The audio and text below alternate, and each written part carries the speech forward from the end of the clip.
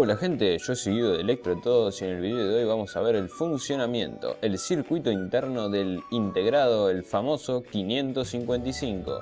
Así que empecemos.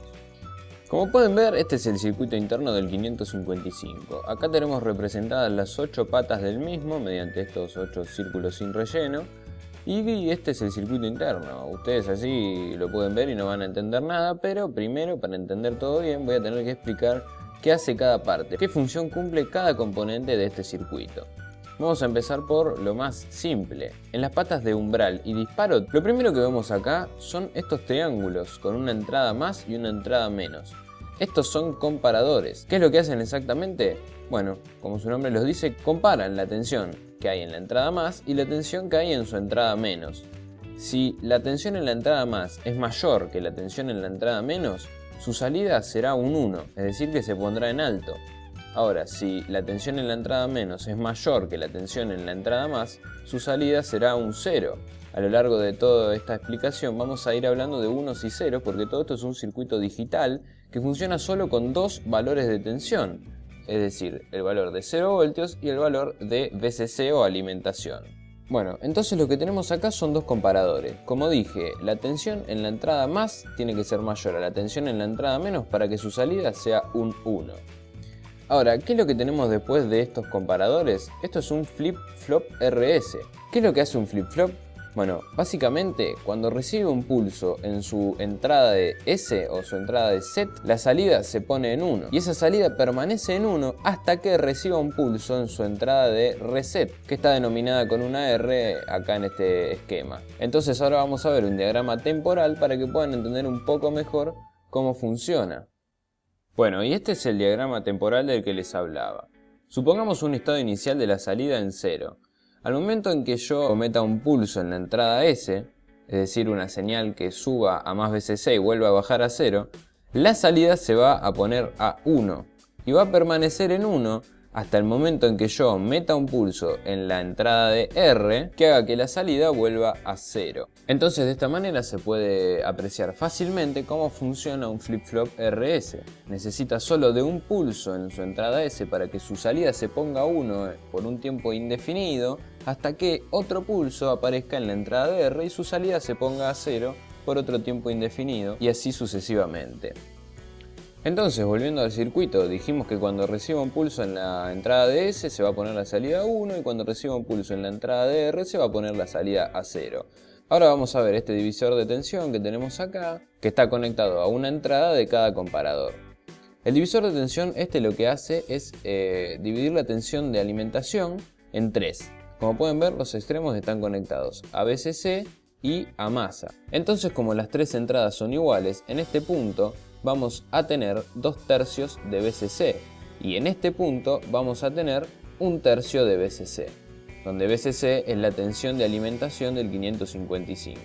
Entonces, ¿qué es lo que pasa acá?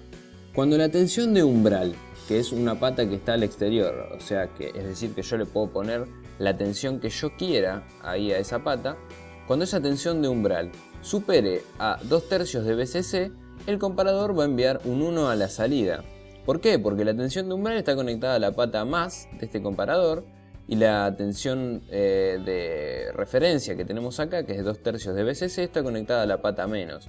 Lo que quiere decir que cuando la tensión de umbral supere a la tensión de 2/3 de VCC, se va a poner un 1 a la salida de este comparador. ¿Y qué es lo que va a pasar?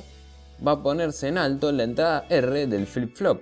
Por lo tanto, la salida se va a poner en 0. Entonces, cuando la tensión de umbral supere una tensión de 2/3 de VCC, la salida se pone a 0. Eso es lo que podemos concluir. Ahora vamos a ver el otro comparador. En su entrada marcada con un más, tenemos una tensión de referencia de 1/3 de VCC. Y la pata de disparo está conectada a la entrada menos de este comparador. Lo que quiere decir que cuando la tensión de la pata de disparo esté por debajo de 1/3 de VCC, la salida del comparador se va a poner en 1. Por lo tanto, va a poner en 1 la entrada S del flip-flop, haciendo que la salida del circuito se ponga en 1.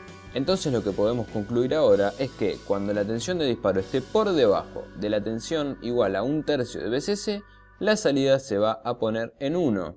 Y esta es básicamente la función que cumplen los dos comparadores con este flip-flop. Ahora vamos a ver una cosa. La salida del comparador tiene un circulito, lo que significa que está negada. O sea, cuando nosotros le ponemos un pulso a la R, la tensión en este punto es igual a 1. Y cuando le ponemos un pulso a la S del flip-flop, la tensión en ese punto es un 0. Es decir, que está invertida a la tensión de salida. ¿Por qué?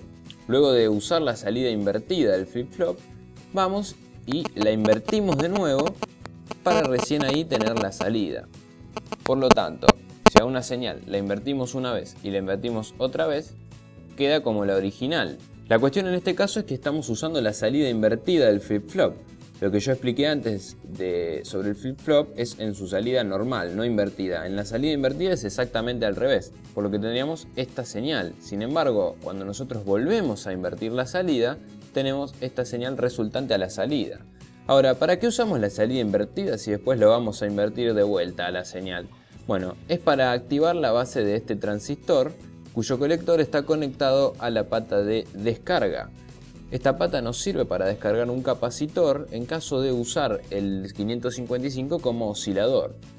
Como pueden ver acá, se utiliza un transistor NPN, por lo tanto la base del transistor tiene que tener una tensión positiva para poder activarse. O sea que si tomamos como esta la salida del flip-flop, la tensión positiva la tenemos cuando mandamos un pulso a la pata de reset y recién ahí el transistor conduce y descarga el capacitor en este sentido. Es por eso que se utiliza la salida invertida del flip-flop y luego se la vuelve a invertir para recién ahí obtener la salida del 555 que vendría a ser la pata 3. Ahora ustedes, bueno, pudieron haber entendido cómo funciona este circuito, pero vamos a darle una aplicación un poco más práctica. Vamos a ver un oscilador con el 555, un oscilador astable.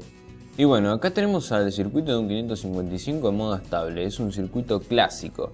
Lo que hace un oscilador estable es entregar a su salida una señal cuadrada de cierta frecuencia, de frecuencia constante si el oscilador no es variable, y que va a quedar así en el tiempo hasta que lo apaguemos. Es decir, entrega una señal todo el tiempo en que esté encendido. Bueno, como pueden ver, vamos a empezar desde el momento en que nosotros prendemos el circuito. Conectar la alimentación, lo primero que va a hacer este circuito es cargar el capacitor. El capacitor se va a cargar con una corriente en este sentido y por lo tanto va a ir aumentando su tensión de forma exponencial, porque esa es la función con la que se describe la descarga y descarga de un capacitor. Nosotros tenemos conectados al 555 la pata de umbral y la pata de trigger o disparo. En este caso la pata de umbral y disparo son estas dos. Por lo tanto es como si estuvieran las dos conectadas, unidas, y en ambas patas, en ambos terminales, tenemos la tensión del capacitor. Como les dije antes, el capacitor se va a ir cargando y descargando paulatinamente, porque justamente es un capacitor.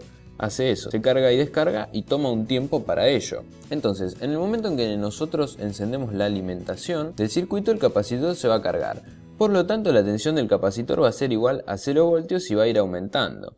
Entonces, ¿qué pasa? Si nosotros tenemos una tensión igual a 0 voltios, lo que va a pasar acá en la pata de disparo es que tenemos una tensión menor a 1/3 de VCC. Entonces, el comparador va a enviar un 1 a la pata set del flip-flop, lo que va a hacer que la salida se ponga en 1. Entonces, al momento de encender este circuito, la salida del 555 arranca en 1, arranca en un valor alto. Vamos a hacer una gráfica de esto. El capacitor se va a cargar y la salida va a arrancar en 1. Ahora, el capacitor se va a seguir cargando hasta un cierto momento. Ese momento va a ser cuando se descargue a través de la pata 7. Para que el capacitor se descargue a través de la pata 7, la pata de descarga, lo que tenemos que hacer es activar la base de este transistor. Y para activar la base de este transistor tenemos que ponerle un 1 en la misma. Pero la salida que estamos usando del flip-flop es la salida negada. Por lo tanto, la salida tiene que estar en 0 para que acá haya un 1. ¿Cuándo se va a poner la salida en 0? Bueno, cuando nosotros reseteemos el flip-flop. Es decir, cuando le mandemos un pulso en su pata de reset. Esto va a ocurrir recién cuando la tensión de umbral supere a 2/3 de VCC. Entonces la tensión de umbral la tenemos conectada también a la tensión del capacitor. ¿Qué es lo que pasa? El capacitor se va a ir cargando, se va a ir cargando, se va a ir cargando hasta llegar a la tensión de umbral. Estas dos líneas finas que podemos ver acá corresponden a 1/3 y 2/3 de VCC. Entonces cuando la tensión del capacitor llegue a la tensión de umbral, lo que va a pasar es que el flip-flop se va a resetear, la salida del circuito se va a poner en 0, recién en este momento la salida del circuito se pone en 0,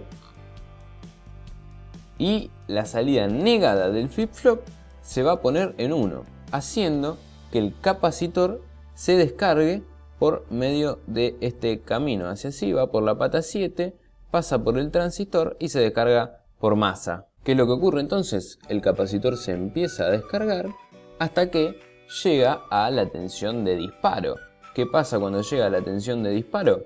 Bueno, la tensión en la pata menos es inferior a la tensión en la pata más, por lo tanto el flip-flop se setea, la salida se vuelve a poner en 1 y lo que pasa es que la tensión en la base del transistor se vuelve a poner en 0. Por lo tanto el capacitor vuelve a hacer lo del principio, se va a cargar. ¿Hasta cuándo se va a cargar ahora? Bueno, hasta llegar a la tensión de umbral, como antes. Y de esta manera el capacitor se va a ir cargando y descargando periódicamente y va a ir generando a la salida del 555 una onda cuadrada de esta manera que se va a repetir en el tiempo, que va a tener una frecuencia constante y que hace que este circuito sea un oscilador estable.